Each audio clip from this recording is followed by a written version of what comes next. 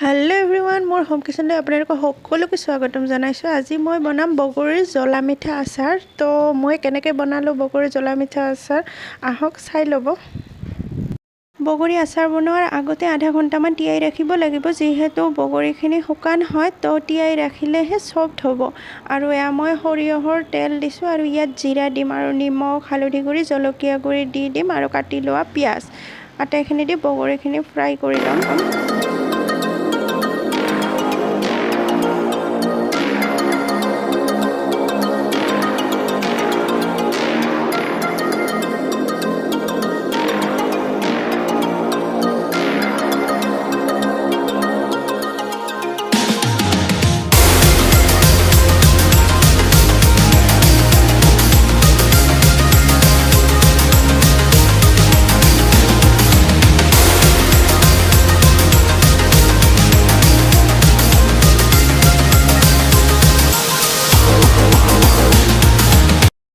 এতিয়া ইয়াত মই ধনিয়া গুড়ি অকণমান দিম আৰু ৰুকি লোৱা আদা আৰু নহৰু দিম। আদা নহৰুখিনি পেষ্ট নবনাব দেই, এনেকৈ দি দিব।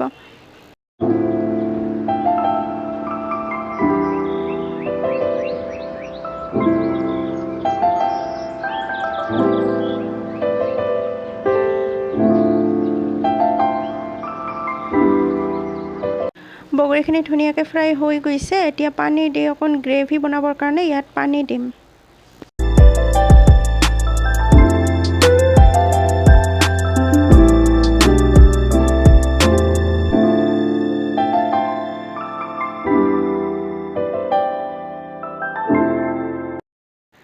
এতিয়া ইয়াত দিছোঁ চেনি মই এবাটি দিছোঁ। আপোনালোকে গুড়ো দিব পাৰে, গুড় দিলে আৰু সোৱাদ হয়।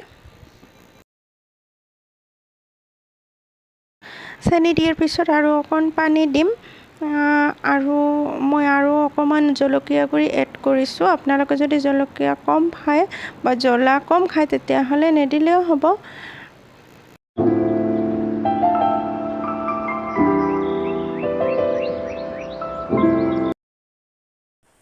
এয়া চাওক, আমাৰ আচাৰ ৰেডি হৈ গ'ল। এতিয়া মই আচাৰখিনি ঠাণ্ডা হ'বলৈ দিম আৰু এনেকৈ আচাৰ বনাই আপোনালোকে এমাহলৈকে ষ্ট'ৰ কৰিব পাৰে।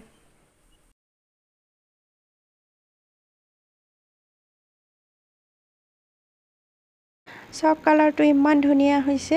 আপোনালোকে যদি ৰেচিপিটো ভাল পালে তেতিয়াহ'লে প্লিজ লাইক, শ্বেয়াৰ আৰু ছাবস্ক্ৰাইব কৰি দিব।